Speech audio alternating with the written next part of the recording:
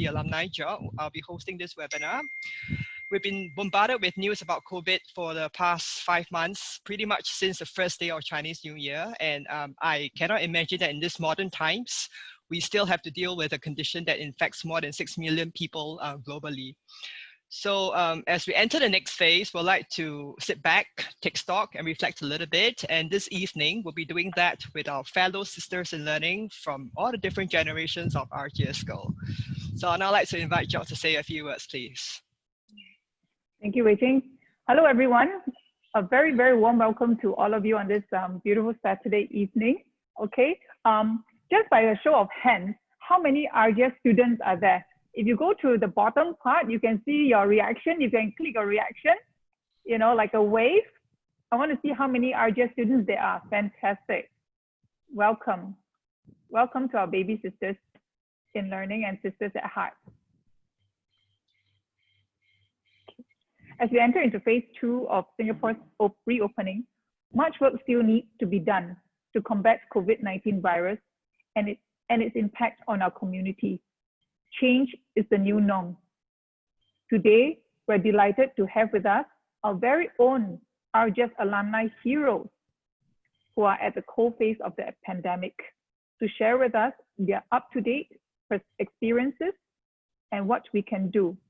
The purpose of this webinar is to let us experience with them what they're going through, and at the same time, formulate some sort of commitment as to what we can do during this COVID-19. We're also delighted to have the support of our principal, Haslinda, and I'd just like to invite her to share with us a few words. Haslinda, over to you. Good evening, everyone. Good evening, Sisters in Learning, RGS Alumnae, as well as our current RGS girls.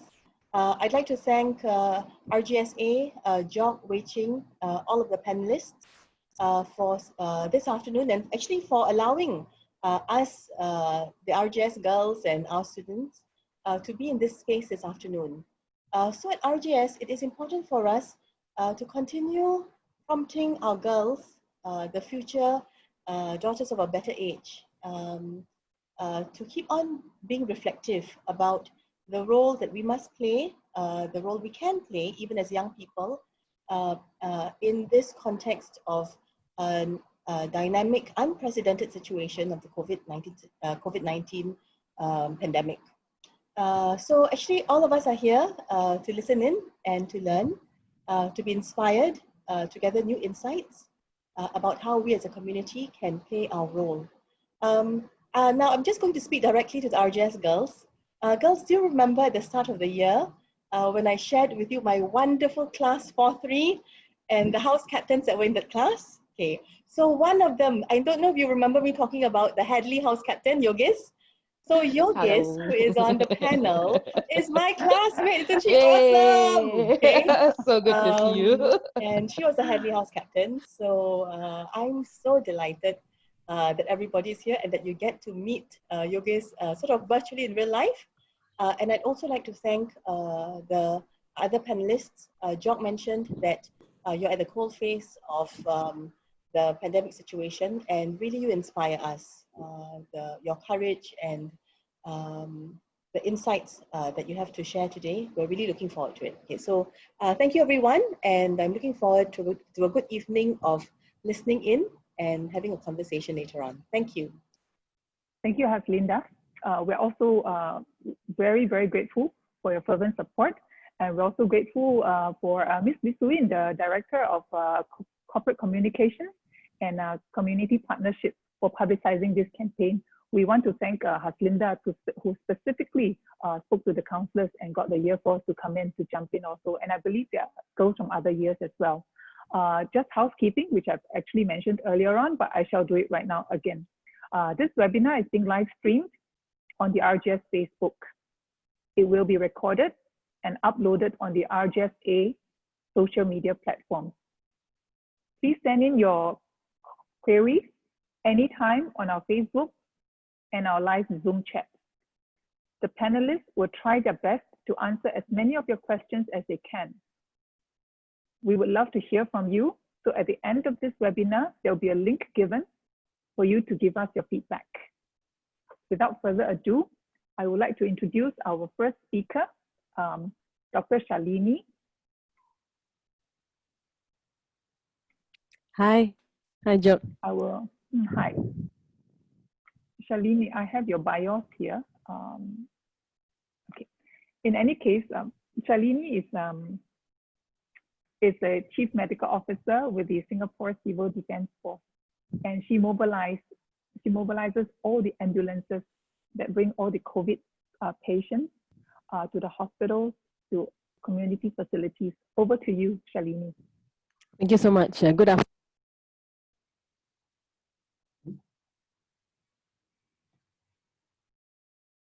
We can't hear you, Shalini.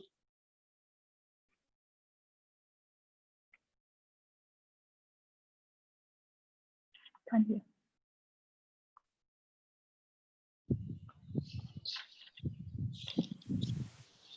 One of those things. No. Oh, I'm not muted, you know. Okay, now we can hear you. Okay, now we can hear. Now much better. Now much better. Right. Yeah, sorry. Good afternoon, everyone, especially my seniors, Haslinda and the yeah. It's nice to be here. Yes, as the first speaker, maybe I'll tell a little story. I'll take us back to how it all started. So, you know, just a few days before Chinese New Year, MOH issued an advisory that there was this new infectious disease coming, and we should look out for travelers from Wuhan, China, and they gave us a few symptoms to look out for. And it was very quickly, within the next few days, as we were ramping up things over Chinese New Year weekend, that on the 23rd of January, we had our first case in Singapore. And then, as you know, there was the major panic of announcing DORSCON Orange on the 7th of February. So I think for me, as the Chief Medical Officer in SCDF, you know, we are basically, you know, handling the public, both on our 995 call line, as well as when we go down in our ambulances. And one of the things was definitely a lot of concern, fear from the public. Our calls to our 995 went up a lot, you know, because people were afraid. They had just been traveling. The list of countries that were affected was growing rapidly. First China, then, you know, Korea, Italy, and people had come back from their holidays, and every little cough, flu, sore throat was really troubling them, and they were calling us for help. And so we had to give a lot of advice over the phone and do some triaging, sort of who was really an emergency, and direct people to their GPs for advice and help. And I think one of the things that we had to make sure was that we wouldn't disrupt the normal emergency services, like the normal, you know, road traffic accidents, heart attacks, strokes that also go on, you know, the day-to-day, and that we would still be able to respond on time to them, despite being overloaded by these cases. So what happened very quickly was that MOH, you know, started up a dedicated pandemic ambulance service by bringing in the private operators, and SCDF helped to tahan, you know, like sort of hold the fort by picking up the COVID patients as the private ambulance, this pandemic ambulance service built up.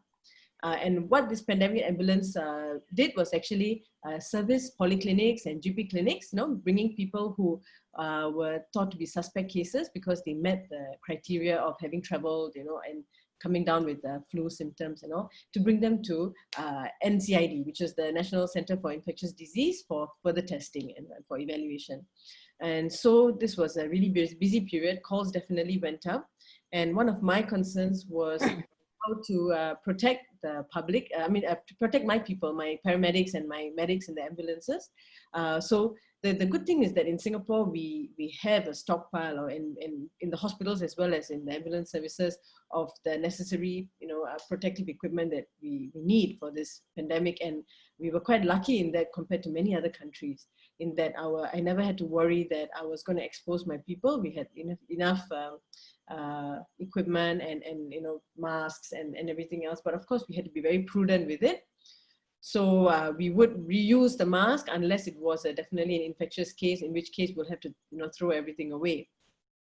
So I think one of the other things that SCDF was actually brought in to do by MOH was actually to mobilize a whole fleet of private hire drivers. So, you know, your Grab drivers, SMRT, the private hire drivers, they were actually brought to us in SCDF, and we mask fitted everyone.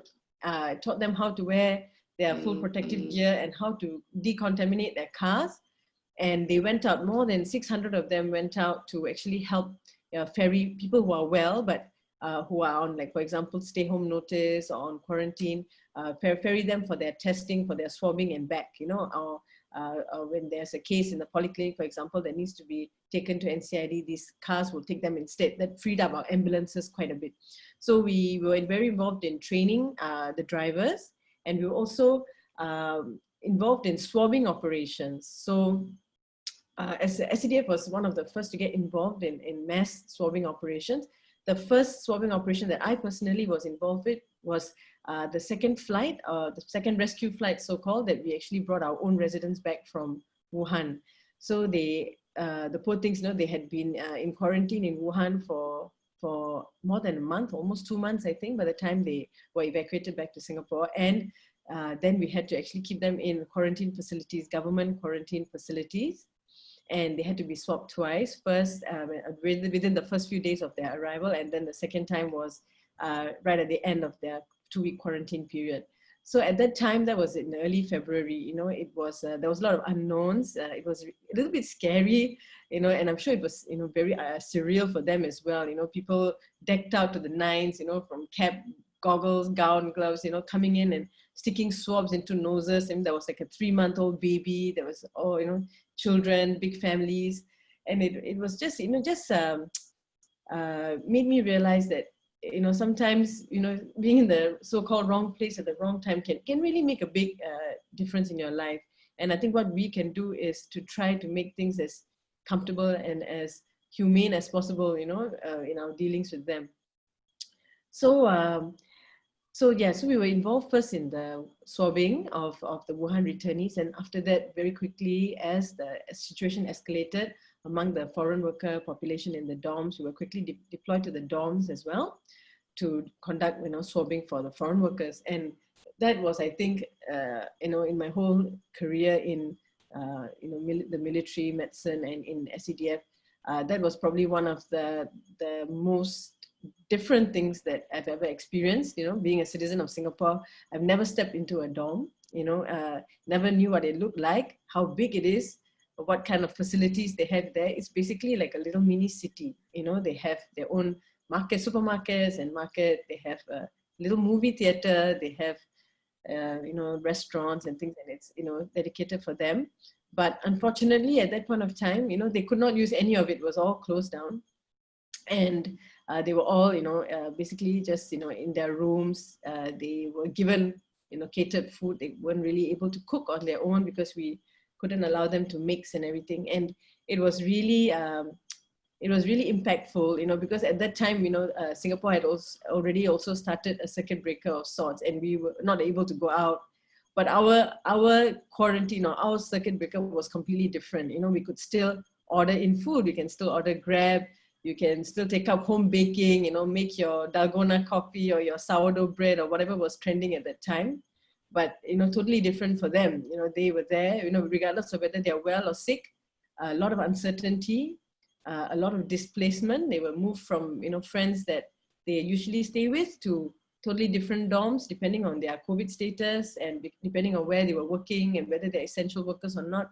And we even housed a large group of them in SCDF barracks as well, our residential quarters as well, and we took care of them there as well. So it was a really interesting experience, and it was impactful for me, I think, just realizing that, you know, there's a whole different side of Singapore, even living here for 40 years, that I've never been exposed to before. And that sort of like really helped me change my perspective. And now, you know, recovering from now, the story is coming to a sort of like the peak, you know, going down. And, you know, we are slowly getting back to normal life. You know, the last few days people have been going out. Unfortunately, it's not the same for them as well. You know, they will remain quarantined for quite a while more, because even though there's only 2 cases in the community, there's still 200 cases in that population. So life for them is still significantly different from how it is for us. And there's a lot of uncertainty about jobs as well. So I think that's something that I would just urge every one of us to think about because it's very unless you're really put in the situation where you meet people like in the dorms, right? It's not something that you normally think about on a day-to-day basis. Yeah, and basically that's all I really had to say about my experience so far with COVID. And now we are slowly trying to move back to business as usual in a certain way. So basically, since February, my paramedics have been in full attire, like full protective attire every time they got to any case. And we've just recently stepped back on that. They will only put on the attire if they're responding to people under quarantine or if it's an infectious case. And that's helped a lot because the amount of heat fatigue in our humid weather that you have to suffer when you wear that. And these guys are outdoors for 12-hour shifts at a time, even during the fasting month, and also it's really tough. So I think it's a welcome reprieve for them that they are going back to a little bit of relief from wearing the PPE. The other thing we're starting is that we were afraid that to activate people to respond to cardiac arrest, so we stopped activating people on the My Responder app. But now things look quite safe in the community, so we're going to restart activations of community responders. So I hope those of you who are keen to help out and to do CPR, I hope that you can download this app. Anybody can do CPR actually. It's just using your hands and pushing hard and fast. And if you download that app, you'll be activated whenever there's a cardiac arrest within 800 meters of you. Yeah, and we're going to restart that again soon as well. Yeah. Thank you very much for the opportunity to speak on my experience today. Thank you very much, Shalini. That was very eye-opening, and then I'm sure we have many, many questions. But in the interest of time, we will listen to all the speakers first. So I will invite the second speaker, that's Dr. Annabelle Leong, to share her perspective. Dr. Annabelle Leong is a private practitioner who is an ENT specialist at the Gleneagles Hospital, and I'm sure she has a very different story to tell us, and she's going to share with us the challenges she's faced at work. Dr. Leong, please. Hi everyone, can you hear me? Yes. Okay, my perspective is very different from Shalini's because I'm a private ENT practitioner at Gleneagles Hospitals and Mount E Novena. So basically, I'd just like to share about the different experiences from the patient perspective and the doctor perspective. I noticed there's quite a lot of misinformation on the part of the patient as well. A lot of people have phoned up our clinics thinking that, number one, the clinics are shut and not operating during the lockdown, and this isn't true because we still provide a lot of essential and urgent services. We still do a lot of emergency work, and if people aren't unwell, our main concern is that you'll sit at home mistakenly thinking that you can't come in to see a doctor or to seek medical attention, and then your medical condition just progressively gets worse. So we've had a few cases like that. We offer a lot of teleconsults now. That's how my practice has changed. And we even do drug delivery through a drive-through service and contactless delivery right to the patient's home as well. So in terms of patient misinformation, I think some patients feel that not every hospital has had a COVID admission, which is clearly untrue, because every hospital by now, private and restructured, has had COVID patients, but usually confined to a special ward just for COVID patients and a separate sort of called fever ward for suspected cases who are screened and only allowed to go home if they are tested negative, 2 swabs on 2 separate days. So out there, the patients range from sort of mixture of complete paranoia, not wanting to come in at all, to the opposite end of the spectrum, where they feel that, oh, we're working from home and now we're free and we can take the opportunity now to get our semi-elective surgery or ailments sorted out.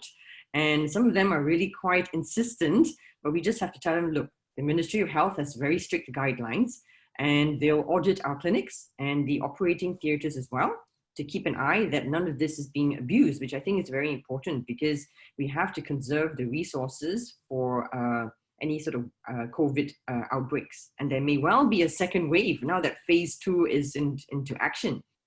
If you look at the recent videos and pictures last night of how crowded the shopping malls and IKEA, for goodness sake, you don't need to buy cheap furniture now, right? So the worry is that there's going to be a second wave coming soon. We have no foreign patients now, so that's a huge change to our service. I think that foreign patients used to come and see us to seek second or even third opinions. And, the face of the thought of having 14 days in quarantine in Singapore in a hotel at their own cost before they can actually come and see us in private practice, I think it's very tough for them, and they would probably rather just seek local help, local medical help. Of interest is that Bangladeshi patient was recently admitted to Mount Elizabeth Hospital because he needed urgent care. He actually tested COVID positive too, I think, if I'm not wrong. So that's basically the kind of experiences we're dealing with the patients. There was a huge backlog when the lockdown was officially over, and our clinics were full, very busy the last week. Since the 2nd of June, actually, suddenly the taps opened and everybody came back, except for the foreign patients. Now, from the doctor's point of view, we are quite cautious. We really don't want our clinics to inadvertently be exposed to unnecessary infection or COVID exposure. So we wear full PPE all the time. So personal protective equipment means mask, eye goggles, hair cap, full gown, and an N95 mask, because for ENT, we do a lot of aerosol generating procedures like the nasal endoscopies.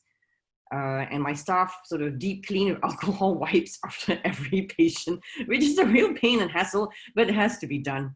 And our clinics are deep cleaned, especially by a company we enlist every weekend. We screen our patients very carefully with very specific health questionnaires. The hospitals also have very strict health questionnaires and criteria not to let patients even in through the front door of the lobby, okay?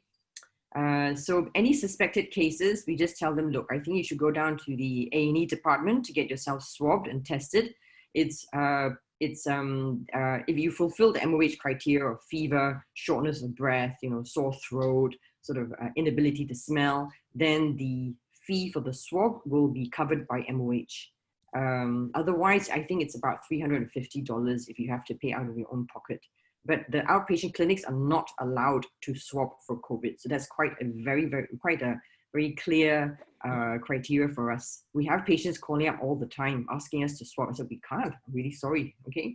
I think it's also been a little bit of tricky trying to keep up with daily updates from MOH, because the guidelines change every day, every single day. And the list of things to do and what not to do, it gets longer and longer until the point where you think, I can't read the whole thing again. I'll just have to read the stuff that's highlighted for you, So we're still doing our usual services, pretty much back to normal, except for the foreign patient load.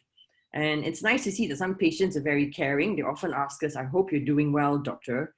Take care of yourself, and make sure you mask up, and hope you don't get unnecessarily exposed to COVID. So I think that's quite nice. So yeah, we're still continuing as usual, but we just kind of, stuff that needs to be done. If there's no medical alternative to help the medical condition, then you are allowed to undertake surgery for these patients. Or if they've been waiting for a long time and they are deteriorating clinically. I guess that's pretty much what I have to say. It's just an insight into the private medical sector. People always think that private doctors are always having a good time and that we are recession proof, but it's not strictly true. We are affected by the COVID as well. But we still have to provide medical care. Doctors came in as number one, almost on par with cleaners on the essential services list. So that was quite nice to see. Doctors, nurses, and cleaners, top 3. Thank you very much, Annabelle. That was very, very enlightening. Thank you. So we'll press on and move on to our third speaker. Save your questions for Annabelle later. Write it down, put it on the chat. Don't be shy. So Dr. Teo Hui-Ling is a very good friend. We've known her for many years. She's been part of the alumni Exco, and she's a GP in one of her own practice. I think her practice, your clinic, Hui-Ling, is at Telok Blangah, yes? Yes, and she's going to share with us the challenges she faces, because as with Annabelle, there were rules changing for her every day, but obviously she sees a different set of patients, and she's your friendly neighborhood doctor that you go to for every single complaint that you have. So Hui-Ling, please.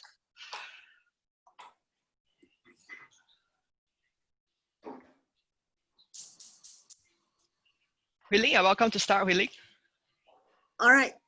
Okay, such a privilege to speak to everybody. Thank you for inviting me. It's nice to be able to share my experiences with the girls and everyone regarding this COVID. Been in the front line. Yes, it's challenging. It's exciting. It's unprecedented. I think the last one was 1918 when we had Spanish flu. We never had anything like that. So none of our parents have experienced this. So it's just an interesting experience, and next time we can tell our grandchildren and those who come after us, yeah, how it was like during COVID, during lockdown. Yes, a lot to remember. And yeah, my experiences of COVID actually started with SARS. SARS came in 2003. At the time I was breastfeeding my newborn. So it was scary because I had to see patients during the day, and then I had to go home and breastfeed the baby. So there's always a lot of fear that I will pass on the infection to the children. And then there was a lot of death. The couple of doctors who died. I have a friend who died, Dr. Alex Chow, and another friend who lost her mom and brother at the same setting. So it was quite scary, and it hits us. It hit us. But I thank God for the experience, because if not for SARS, we will not be prepared for this current pandemic. It has got us to get started. In case a pandemic comes, we have the wards ready, we have negative pressure rooms, we have the nurses, we have the equipment. So in a way, yeah, I think it has taught us and get everything in place. This pandemic is very different from SARS. It's not as deadly as SARS. The death mortality rate is lower, but it's a lot more infectious. And we see people crowding the ICU. We see how ICU can be packed if we are not careful. My anesthetist friends will say, oh, they're on standby. They were told to conserve propofol so that they can use in case you need to sedate ICU patients. So there were a lot of preparation work in the background that I think the general public are not aware. And yeah, so yes, as I was saying, the SARS prepared us a lot for this COVID. And I'm thankful because also my clinic is PHPC registered. MOH supplied us with sufficient PPE for the staff, for all the clinic staff. That helped so that I don't have to scramble to look for PPE. And then I can just focus on seeing the patients. Yeah, and currently so we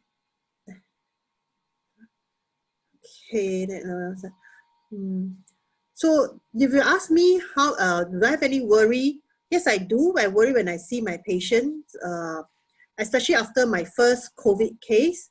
There were a lot of fear and anxiety. Because I do not know when the next patient who step in will have COVID. But we think we just have to shoulder on. We have to keep ourselves clear and minded as what we are doing. And I cannot stop working just because of the fear. So we cannot be inhibited by this fear. I was also very worried for my staff. So we have to encourage each other to carry on. And I'm thankful that my clinic assistants didn't resign, because I've heard of some clinic assistants who threw in the resignation letter when COVID struck. So we have to support each other and yeah, and just to see each other through. And yeah, so I think what was important is this, how do we stay sane? Is this concept of self-care. Self-care is not about loving yourself, but self-care is to take care of yourself so that you can do what you need to do, where you can contribute better. And on the plane, we're always been told you wear your own mask first before you wear for your kids. So in the same setting, so we have to take care of ourselves first before we can take care of our patients. So self-care is a lot of issues that come in. You have to take care of your sleep. You make sure you sleep regular hours. You take care of your diet. You exercise regularly. You have a hobby. You can do some of your gardening, your baking, bring your dogs for a walk, and all this is to stay sane. Because during the COVID period, it can be very stressful. The patients feel it, and they come to me and feedback about how anxious they can be. They can't sleep. It disturbs everywhere they go. They hear about COVID. The TV, they hear COVID. The newspapers read about COVID. The radio talk about COVID. They just can't get away from it.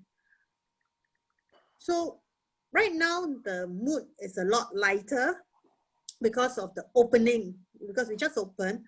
Now the mood is lighter, but 1-2 months ago, it was very depressing.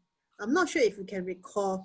We look at the death rate in Italy, we look at the death rate in China, we see how they run the ICU in China, how difficult condition the workers are facing. And some people in US, some doctors and all that, they don't even have enough PPE.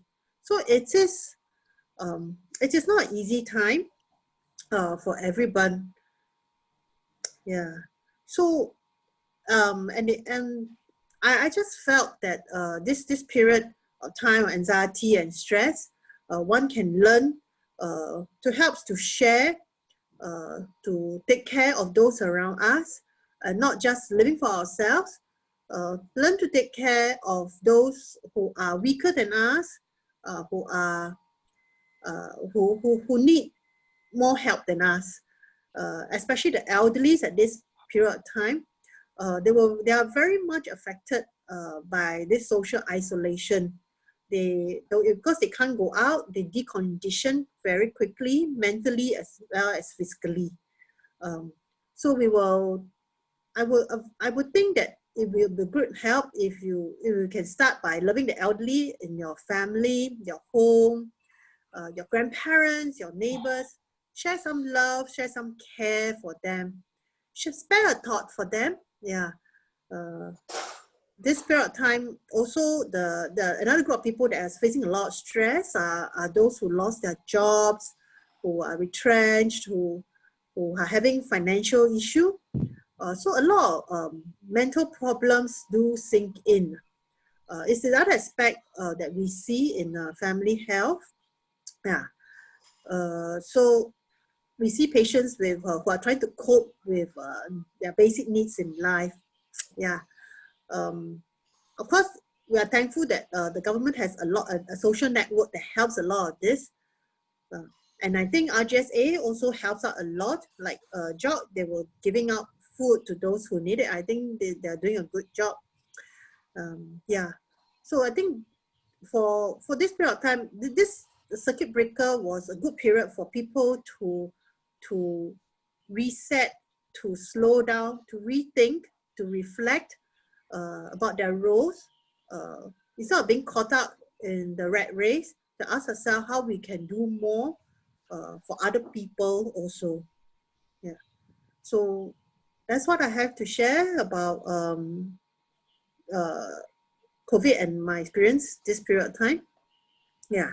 Then pass this time back to George or Wei Ching. Thank you very much, Ling, for your heartfelt sharing. From your sharing, I could tell that you're actually treating the patient and not just treating the disease. We're grateful that you share with us the concerns of the community and how charity actually begins at home, caring for your own parents, your elderly grandparents, etc.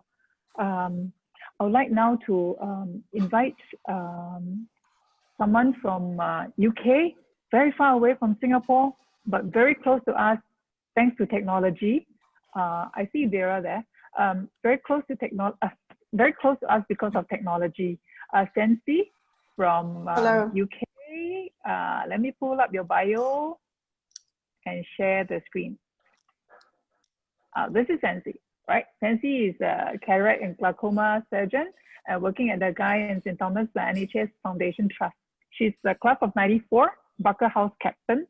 and 17 years of experience as an eye surgeon, and she's a proud mommy of 2 beautiful children. Sancy, over to you. Thank you so much. It's really exciting for me to join in and connect with you in this way. And this is my home. I live in Hammersmith, which is West London. And I have been very touched by the sharing that's happened so far. I don't know if the girls in the audience might have connected with this, but it was interesting to me that Annabelle and Shalini are both ENT surgeons, and I'm an eye surgeon. And we're all in this sensory field. We're experiencing the world. It's something that RGS has given us, the ability to see, feel, touch, and want to be a contribution. It's so wonderful that there are 120 people on this chat right now. So then the sharing from Ling as the GP and Yogeswari with the social work experience as well. I want to change the topic a little bit into self-care and what we can do, directly answering the question that I was posed to talk to the group about what we can do in this COVID pandemic and how we think we can help. There are actually 2 parts that I want to share with you. One is a personal strategy of how I've got to where I needed to do, what I needed to do career-wise. Different challenges come up at different times. And now there is a big external challenge that has really opened our eyes that something that happens in a market in Wuhan, China, can affect 9 million people all around the world and cause 50,000 deaths in the UK. You know, so the first part is a mindfulness activity.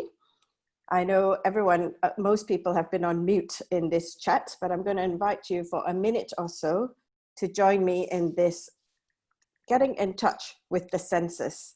So if Huishan could share the first slide, I'd like you to take this 5, 4, 3, 2, 1 activity as something that you can do if you feel anxious. All of us can feel anxious, whether you're the doctor treating somebody who's about to come in with a fever, or you're worried because your parents are unwell, or you haven't seen your friends for a long time. So let us take a moment to look around your room, look around where you're sitting, and look for 5 things that you can see.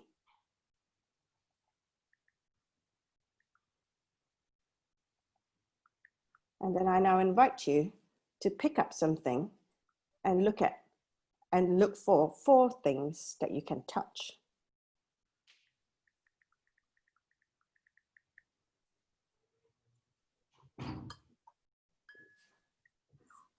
And then, can you hear 3 things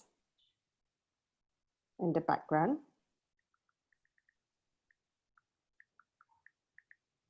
Can you hold something to your nose and look for 2 things that you can smell?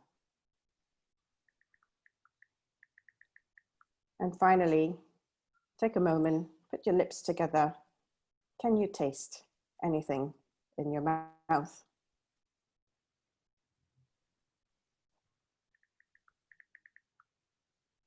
Okay, so this 5, 4, 3, 2, 1 strategy is something that you can pause and tap into anytime you just need some time out.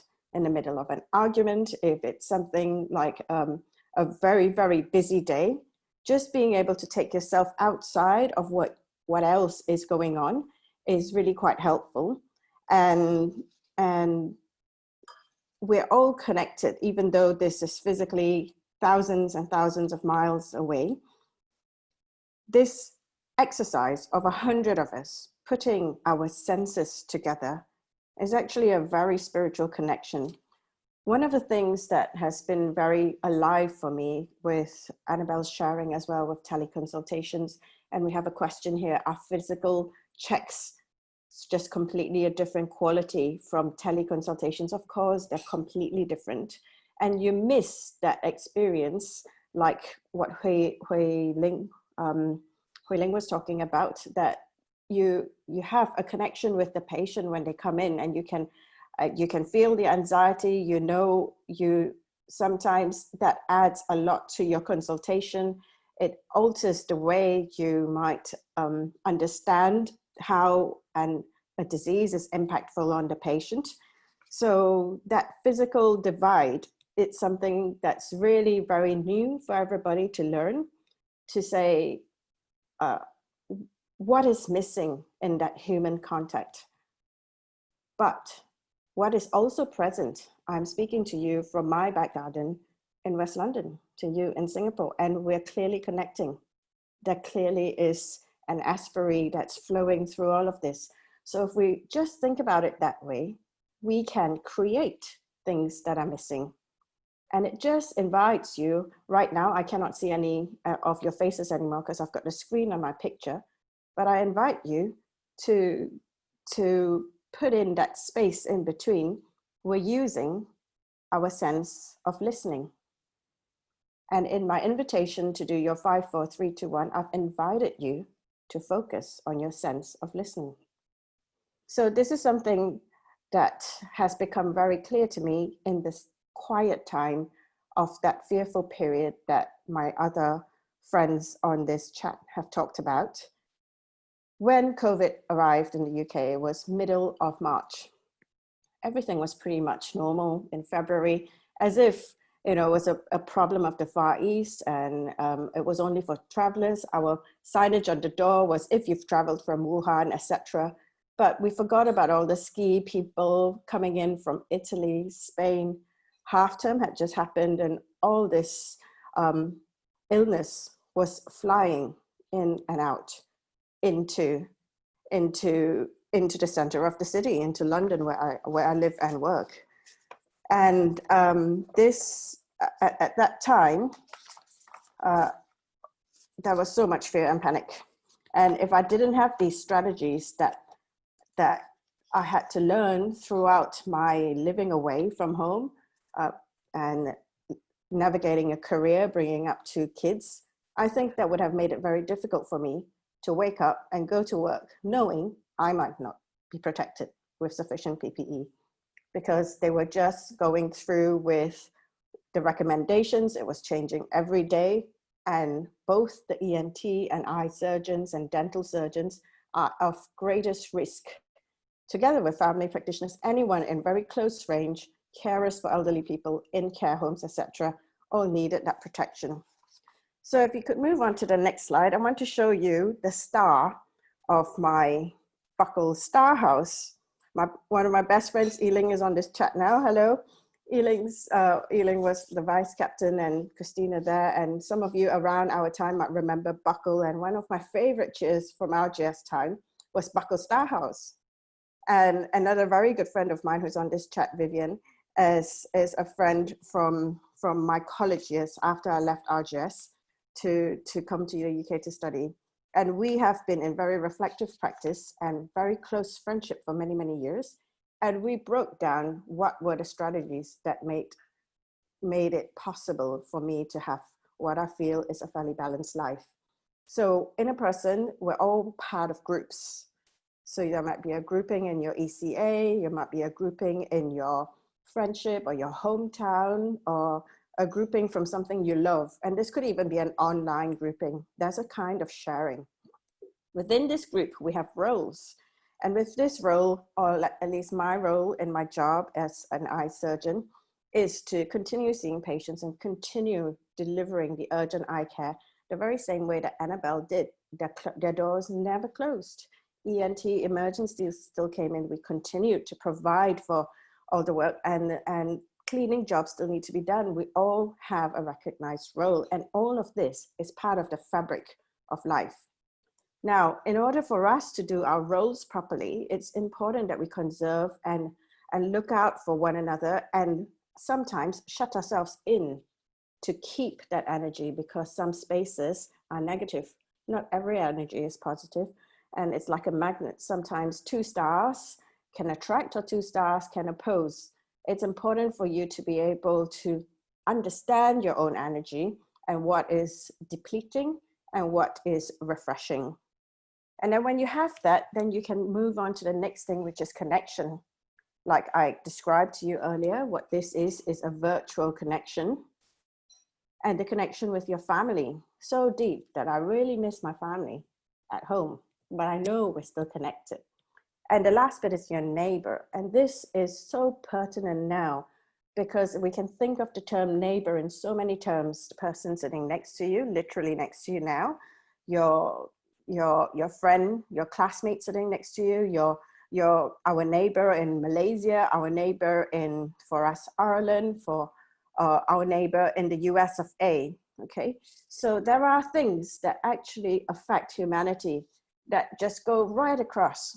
And so when we reach out to the world, we must remember to reach in to ourselves. And within this little star is you, every single one of you in this chat room.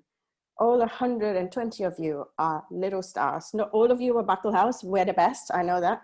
But this star represents you. And how are you going to be the contribution that's going to make this COVID pandemic into something that's really going to change the world for the better? Now, we're all very healthy people, so it's quite scary when healthy people get sick. COVID does not discriminate. Anybody can catch it. And we know that, right? And when you get into spaces that are tight, congested, or poor, it gets worse. So across the world, even if it's not faced in your day-to-day life, you can imagine that there are a lot of people in need, and how fortunate we are to have what we do have. And we're only beginning to understand this disease of COVID, and it's multifaceted. It seems to affect the vessels, the blood vessels. And one thing that I'm pleased to hear is, as a doctor, you know, we're starting to have key public health messages about comorbidities go out. So people have what their health status is, but there are other things that can put them at more risk. Some of these things can be social choices like smoking, and some of these risks are genetics, and you cannot help it. Here in the UK and over in the States, a lot of Black people have died. Okay, the risk-threatening, life-threatening COVID, you could say COVID picked, you know, COVID picked a particular group, a particular susceptible genetics to attack. And we're all learning from all the new things that can happen to this disease. It affects old people. They are more frail, and the comorbidity that comes with being older, but it also affects children that we have seen as a specialist center in London. So countries like Singapore that have already had SARS will learn from it. And no doubt the whole world is going to learn from this pandemic and how we deal with it. I'd like to show the next slide, which is a little bit of history. Where I work is St. Thomas's Hospital. We're right opposite the Houses of Commons. I cycle to work, and I am so touched because it still connects me to the history of Singapore, for example, that the British and Singapore was a colony, and it represents democracy, it represents justice, and all of the things that I feel strongly about. 200 years ago, a young lady, a baby, Florence Nightingale, was born. This is 200th year of her anniversary, and she was a nurse. She came from a very wealthy family and had a real calling to help poor and sick people. So there was a war, it was called the Crimean War, and she went out to help the soldiers of the war, the poor people, and not different from today, the most important thing then for her to teach the nurses was cleanliness, hand washing, the things that we're still reminded of in this very day and age when we think we're advanced. Perhaps we should stop and pause and think, what are we advancing? We're advancing in medical knowledge, but are we understanding and advancing the knowledge of ourselves and how we fit together with the rest of the world, and how the world will now heal from the pandemic? So this next picture is Harold Ridley. Harold Ridley was an eye surgeon in St. Thomas's. 70 years ago, in 1950, he implanted the first lens into the eye. So I'm a cataract specialist surgeon, And Harold Ridley is like my great-grandfather of my professional career. Harold Ridley came into contact with war soldiers who were injured in World War II. And there was perspex, plastic stuck inside the eye of a pilot and a young student. And I'm imagining here the young 16-year-olds listening into this talk. A young student asked him, "Oh, what's that?" You know? And then he realized that this perspex wasn't actually causing any inflammation in the eye. And then when he was doing cataract surgery, the student asked him, "Are you going to replace the lens and the cloudy cataract in the eye to help the person to see again?" And he was like, "Oh, what an exciting idea." So he then implanted the world's first intraocular lens in 1950. And now there are 30 million intraocular lenses implanted manufactured per year in the eye. COVID has affected 9 million people. We have 13 million implants to implant. How do we do this safely? How do we bring sight back? How do we repair the fear and get the people who are sick and who are still sick? We're still reporting 1,000 diagnoses a day in the UK. We're still reporting 100 to 200 deaths a day in the UK. So if you're very scared in Singapore, I want you to know, be brave and be aware of your situation. Be aware of your cleanliness, be aware of your ability to protect yourself, and carry on, because we all are, and we will get through this.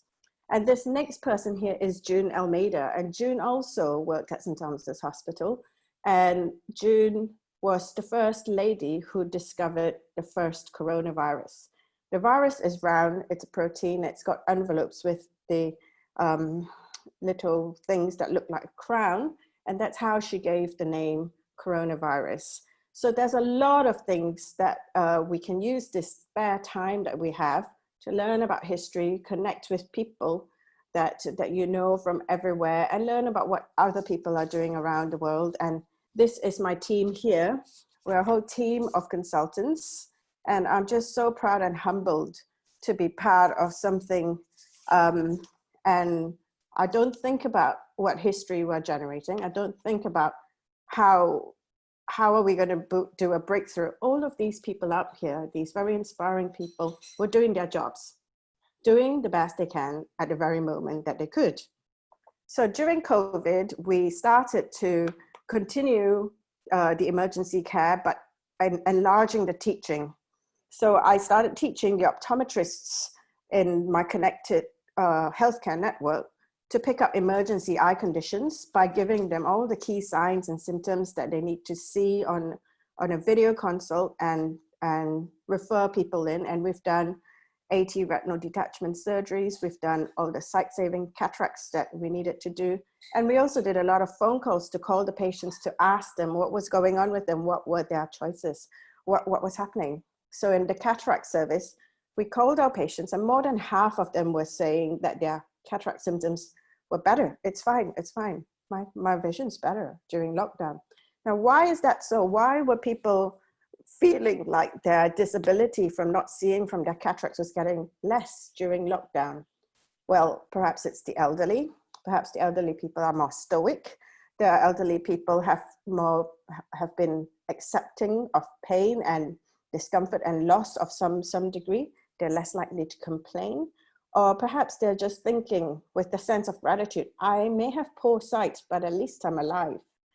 Because there are people in care homes, there was 120 people dying in a single care home in one day, that the doctors were having mental breakdowns.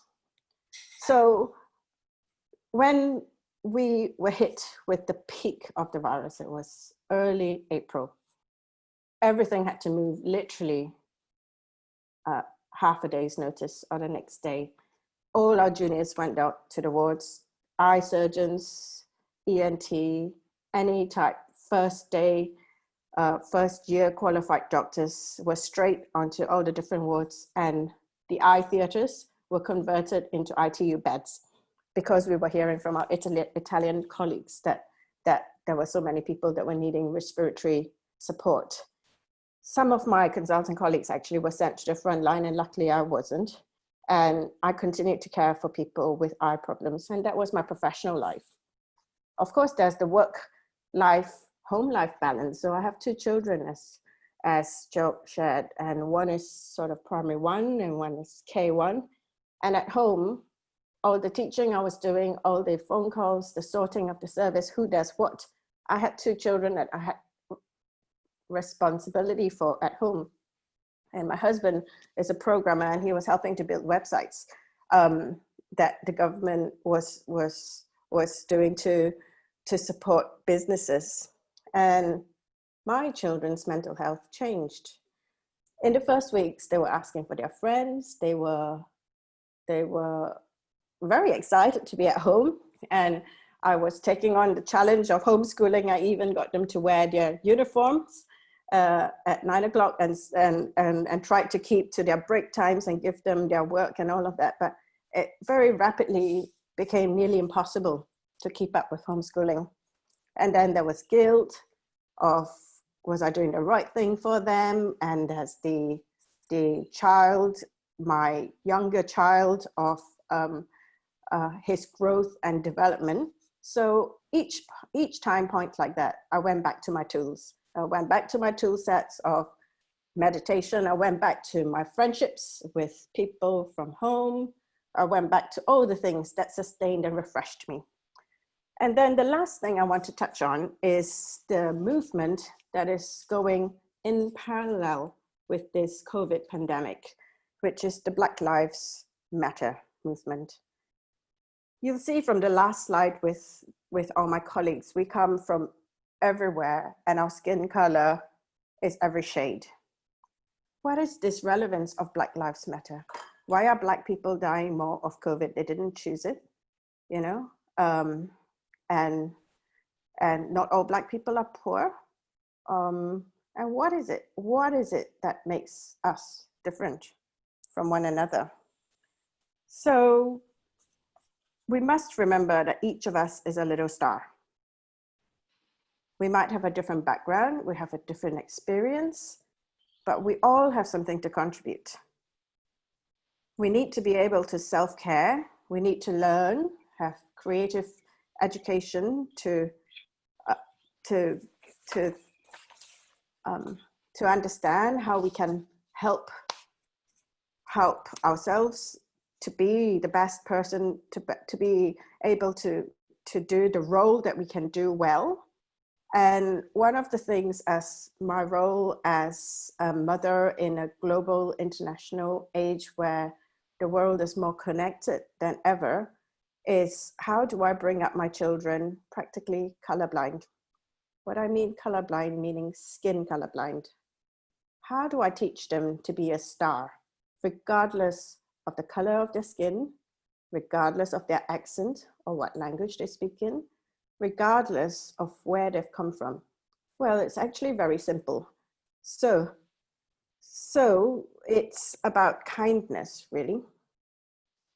The kindness towards other people, and for Singapore, the construction workers that come to the city to build the city, and the city might be going through recession and people will have losses of jobs. And so that sensitivity and the difficulties that people face, it can be very, very stressful.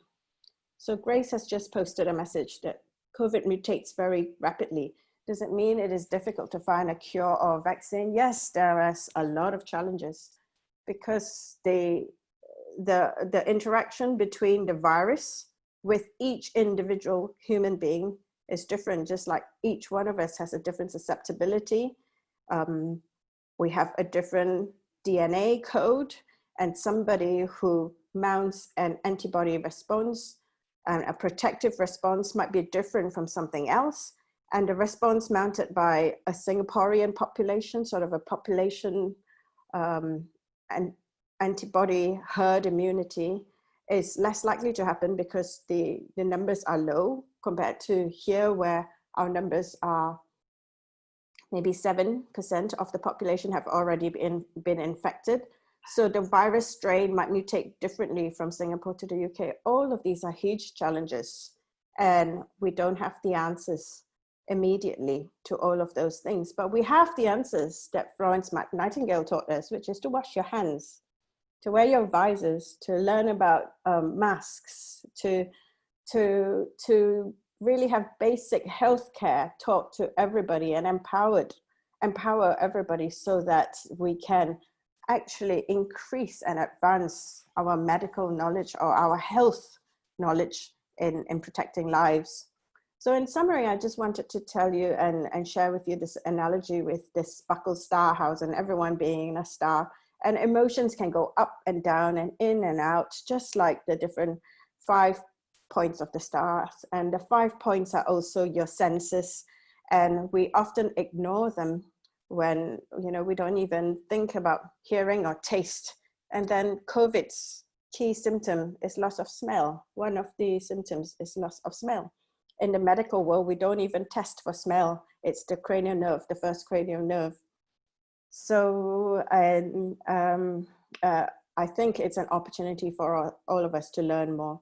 And Lee Swan has just asked why the motivation to join healthcare.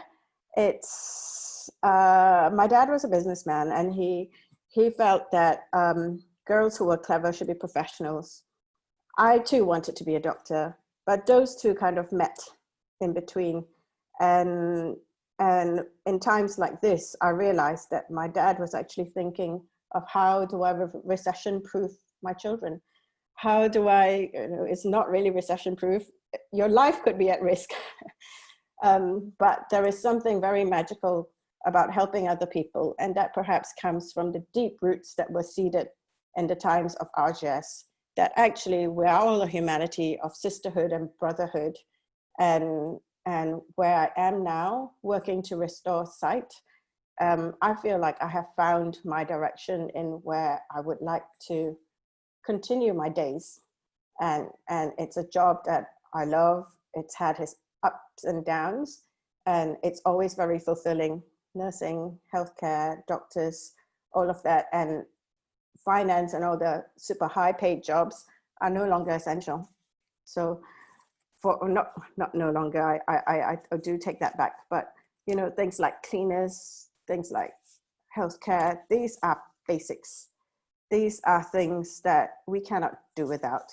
And I guess I wanted to be that kind of person where I would be out there working and doing and working hard. And most RGS girls like that. Most of my panelist friends are all like that as well.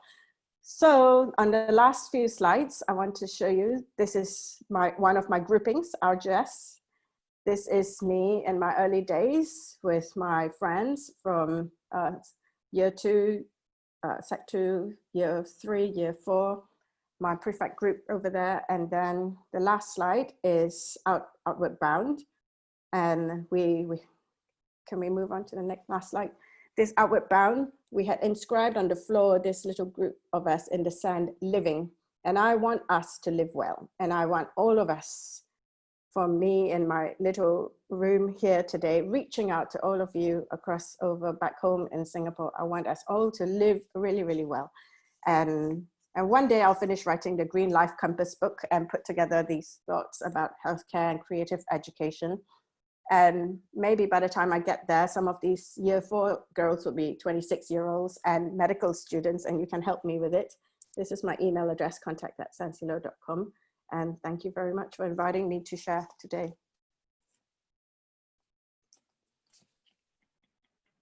Thank you very much, Sancy, for your most touching sharing. Multisensorial, but our hearts are very much touched by your sharing.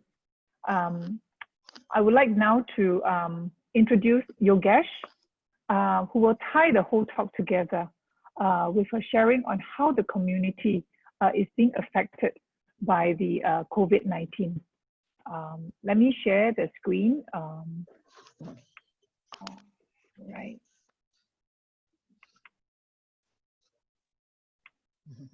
Oopsie, oopsie. This is Yogesh. Okay. Yogesh is the Senior Principal Social Worker in Child Protection Services, Ministry of Social and Family Development. Yogesh is from class of 90 and Hadley House Captain. She did her master's at Washington University. Yeah. Okay. Over it's to you, really, Yogesh. thank you. It's very good to see all of you on a Saturday evening, a nice cold Saturday evening. My name is Yogesh and I am a social worker, right? So since I graduated, I've been a social worker. So I did my degree in US, then I went to Australia to practice for a while. So one of the things, right, as a social worker, okay, I hope I can recruit some of you into social work, okay? So it's nice to see students also today, together with the rest of the alumni. So one of the things for social work is we really, for us, making sure that inequalities are reduced, okay? Oppression is, I guess, stopped, and that there's compassion in the work that we do, so that vulnerable populations are supported. So I'm going to talk to you a little bit about who's most impacted, okay? So when we actually went to Brunei to train child protection workers in Brunei, okay? And then we landed. That's when we heard about the first case of COVID. And then, all the practices in the airport and all started. We had to be scanned and all. We came in. Then when we came back to Singapore, one of the things we had to do was start looking at workflows. So my job in the ministry was also to look at working with how to help children, right? So we had to do workflows together with MOH, MND, NEA and all, to make sure if a family has infected, say, COVID positive parents, what happens to this child if there's no one to care, okay? Who will care for them? That's when a group of my colleagues, as well a group of social workers, counselors and all, volunteered to be childminders. So we had to go into, let's say, a government facility to do 12-hour shifts. So we were prepared. Then we had to go for the PPE test and all, and set up the place. But what was good, while we were working with all the hospitals, we realized that actually there was enough social support. We managed to find an uncle, we managed to find a neighbor, we managed to find different people who could care for these children, although the parents were positive and had to stay in hospital. It is very scary for the children, really. And so one of the things that what we tried to do was create stories. So we created a little cartoons about where you will go, when you go there, who will be caring for you, and the toys that you can bring. So we went to set up all the places and all. And when the plane was flying in, one of the questions was, first thing they'll have to go into quarantine, right? So we had to run around getting all the bathing tubs for the babies and all, and make sure all the facilities had them, and buy clothes and all. So those were things that we had to get ready as infrastructure. So, but moving on, we had to work closely with the doctors, also with schools and all. We were very grateful as the social workers that schools were still allowing children with risk situation to still go to school. We were very, very grateful, because from child protection angle, what happens is that there's a lot of stress in the family, okay? That's when sometimes parents can get very angry and a lot of harm can happen, right? But they're all in the house and told not to leave, okay? The risk can only increase. So I can tell you the statistics, right? Initially went up by 37%, the domestic violence numbers. The most recent one was overall was 22%, okay? Which means there was almost a nearly 25% increase in the number of families where there was harm happening, okay? So police have to attend, but me and my colleagues will also have to attend. Actually, in the chat, we also have medical social worker Leilin. I also saw Bharati and all. They're also all activated to actually be on the front line. Because when this is happening, right, you cannot sit at home and do armchair therapy, okay? We really have to be there when there's a needed. So a lot of times, a lot of my work was also preparing my social workers, right? How are they going to calm themselves when they have to go into the house? You don't only have to deal with the violence, you also have to deal with the fact that the person might be positive, right? COVID positive, we don't know. So we had to prepare them with all the shield, the steps involved. So there was a fair bit of vulnerability in domestic violence situations, okay? The second issue that was happening was also for adults. I think just now Hui Ling shared a bit, right? The elderly, especially Alzheimer's and all, the impact was very strong. This morning, I was at another webinar we had organized for medical social workers, and they talked about the Lia Mui Hospital, when the elderly got infected. But it was so good that some of the really elderly, over 100, were still alive and well, right? And they managed to successfully heal. So, which was a very good sign. But we also have migrant workers and also families with mental health also became more vulnerable. Okay, one of the things is, there's the national ComCare helpline that was set up. So when the national care helpline was set up, and a lot of counselors, social workers, and all started to man, and psychologists, there were about 6,600 calls that came in the first month, because people were calling about things like anxiety, which I think Sancy was talking to about how we need to calm down, right? People needed connection. People called about finances. Okay, there are many families in Singapore who are on financial aid. Okay, there was a 56% increase in the financial issues that these families were actually were more impacted, because some lost jobs, some were actually not able to work full time, right? Those who are in the service industry, everything cut down. So there was things like temporary relief fund and all that came lah, but they were definitely impacted. So there was quite a lot of also marital tension, because sometimes, right, there's a lot of tension, then they get to go to work, but a lot of them were also in-house. So there was a lot of things building up. So what did social workers do? So one of the things we did was looking at innovation. So we still do sometimes some of the sessions like protective behavior sessions over VC sometimes, okay, video calls. We started to send behavioral nudges to families. So we'll send to parents and say, don't worry, this week was, might have been stressful, but you can call us if you need, can you note one thing that your child did well this week? So we were sending them texts and pictures.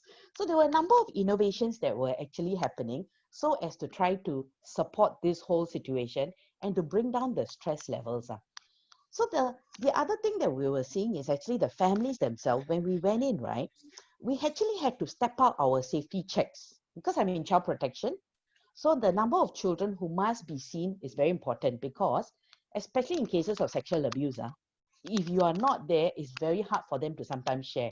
That's why when school reopens, the numbers sometimes go up, because there's more disclosure. So there were a lot of things that we were trying to kind of map out and see, how do we help all the families, all the vulnerable children, as well as support the social workers who were on the ground, who needed to support the families. So for us, one of the things we would do is have weekly check-ins with our colleagues, right? So we might start with the dance, a fun game and all, so as to relax them and get them to do their rating, which is also very helpful for you. Like 0 to 10, how is your coping this week? So we had to do a lot of check-ins so that we are looking at the temperature and making sure that people are also coping well. Because, it's the analogy of an airplane, right? Where the parent has to first wear the mask before you support the child. It's the same. When you're in the helping profession, whether it is a doctor, whether it's a teacher, whether it's a social worker, right? You have to make sure that you're also taking care of yourself. And there was a lot of conscious training, information giving. So in terms of for the children themselves, I want to move a little bit of children because they are most vulnerable. They had a lot of questions. Am I going to die?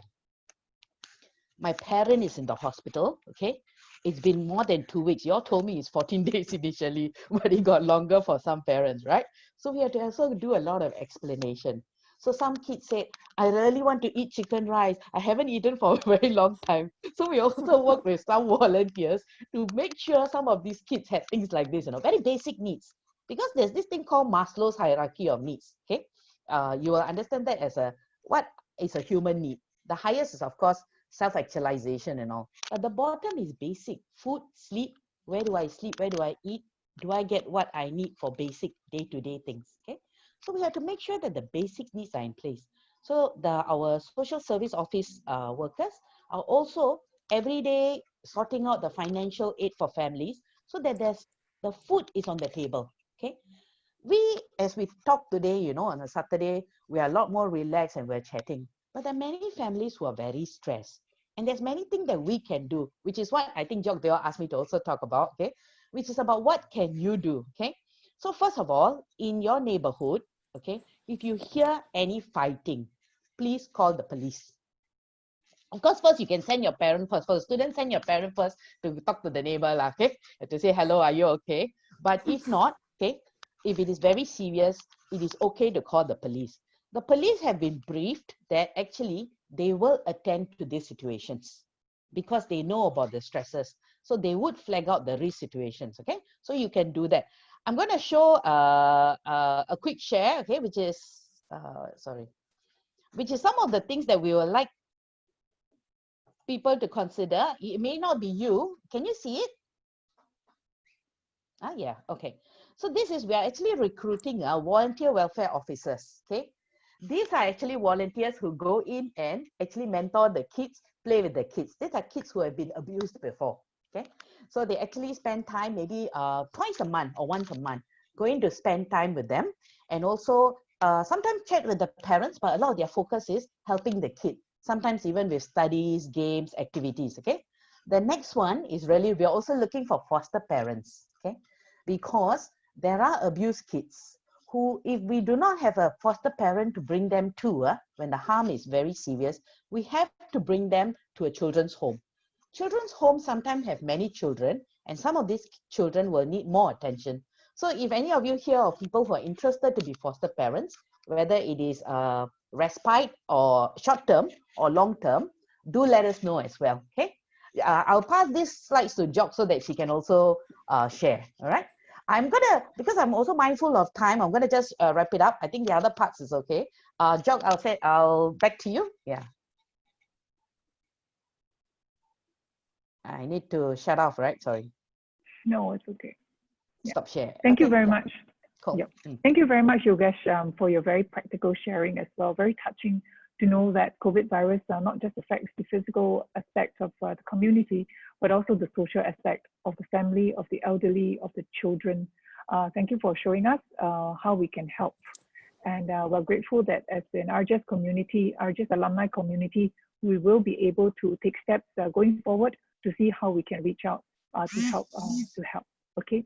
I have one question here from Jen Yin, who is year one. She's also like my year one mentee friend. And she said, good evening, everyone. I'm Jen Yin from class 107. Thank you for the enlightening session. What is the most challenging issue facing healthcare professionals in handling the COVID-19 situation? And is it possible for Singapore to achieve herd immunity against the COVID-19? So I'll leave it to the doctors here to handle the situation. Thank you, Ms. Lee. Thank you, Jen, for asking question. Good girl. Shalini, you want to take the question? Yeah, okay. Yeah, sure. Thanks for the question. It's a very insightful one, you know, and even governments are actually debating this question, you know. So initially, I think UK had this in their mind, whether we could achieve herd immunity, and I think Sweden actually went ahead with the herd immunity plan. Unfortunately, the problem with the herd immunity theory is that when Sweden did like a zero conversion sort of a study, right, to just take blood samples from the entire population, they found that only about 40% of their people also actually had developed antibodies to COVID. So the issue is that it's not exactly the same as, like, for example, smallpox or chickenpox, where the exposure is very strong and everybody mounts a very good immune response and you're like immune for life. Okay. The other problem with herd immunity is that viruses do mutate, just like the flu virus. You know, we have to get a new different flu jab, you know, for every 6 months, because the flu virus continues to mutate, and the same thing can happen for the coronavirus as well. So that is one of the issues which actually prevented most governments from taking up the herd immunity sort of tactic. The other issue is that, of course, with the herd immunity tactic, there's always the fallout. And the fallout is usually going to be the most vulnerable, the most ill, and the most vulnerable, as you can see. So in Sweden, I think the mortality rate was about a few thousand, like 4,000 or so. And it was usually in the elderly population, particularly people in the nursing homes. And we would have seen the same thing here, you see. So, you know, in Singapore, if we have 4,000 people with COVID and we're going to manage them all actively, we bring everyone from nursing home to hospital, our whole hospital will be full. Yeah, even if these are older patients who we don't want to bring to ICU, it will still take up a lot of healthcare resources in a very dense population like ours. So that's why until now, our government, as far as I know we are still we're still going on the containment, you know, sort of approach, trying to detect and contain as much as possible. I think the most challenging thing for us with the COVID is that it is so mild. It's so mild yet so infectious. When something like SARS, you know, it's a little bit more serious and more deadly, it tends to die out faster. But for us, we just have like 200 people like infected, but no one is really sick. But even that, we know that we can't really relax and go back to norm, because the few who get sick, can really get sick and even pass away. So I think that the fact that it's right in that Goldilocks zone, for the virus to survive, not being too deadly, but being extremely infectious, to me, I think from the public health perspective, is the most dangerous thing about COVID, or the most difficult thing about COVID.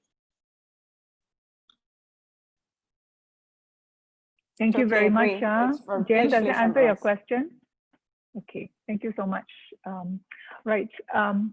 Yesterday, Sancy, just a last point, Sancy shared a very interesting point of view with me, which is our migrant workers. They're young, strong, and that many of them have been discovered with COVID-19, but they survived it. And because they survived it, they are creating a barrier for us against the virus. Yeah, Sancy, you'd like to elaborate quickly on that? Yes, and, yes, that is something workers. that I have. Yeah.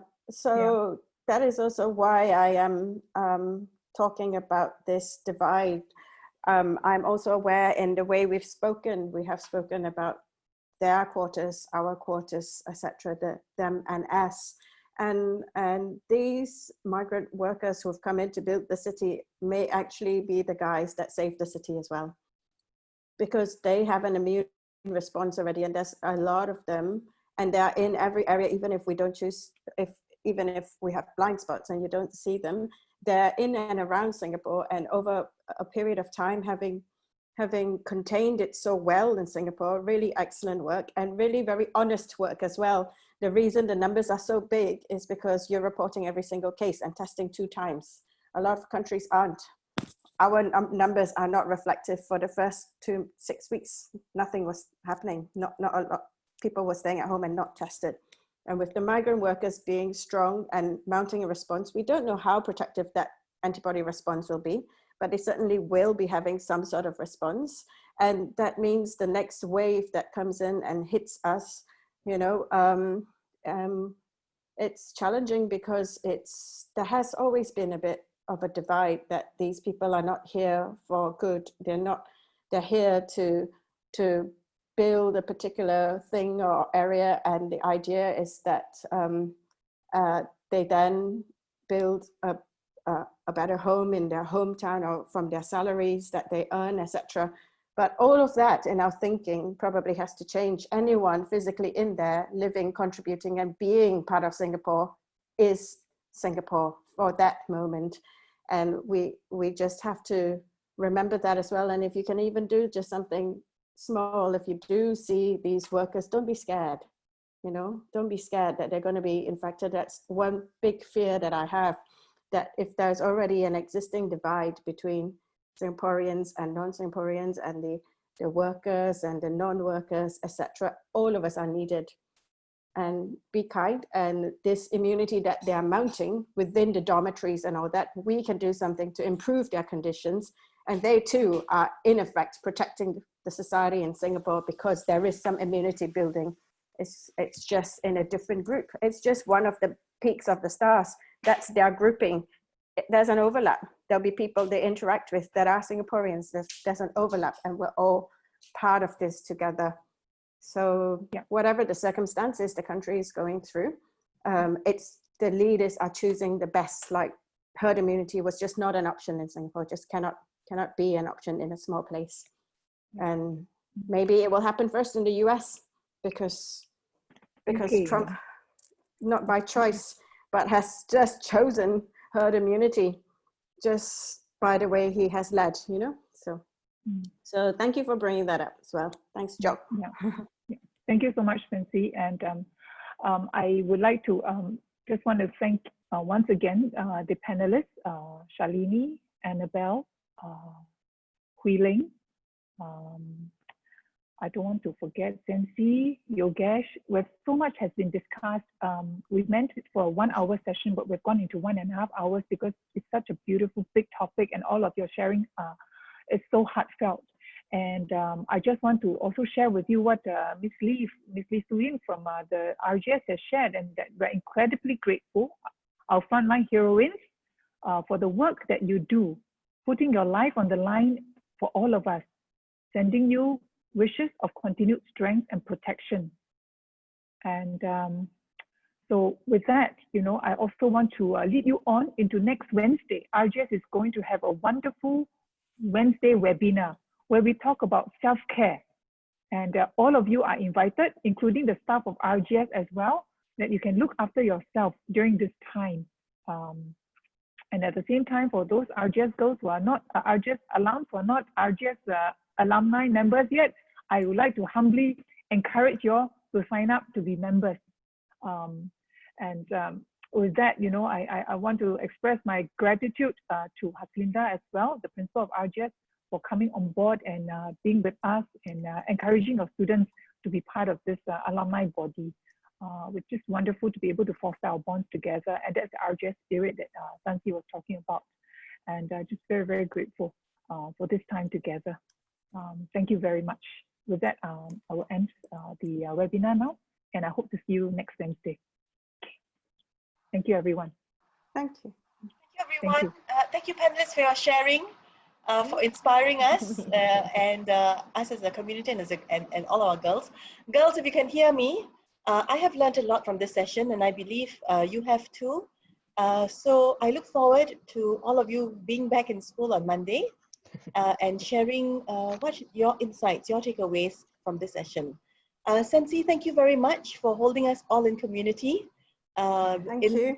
Connectedness, I felt it, and I enjoyed it very much. It's what makes our sisterhood as RGS girls very special. Thank you, RGSA, for leading.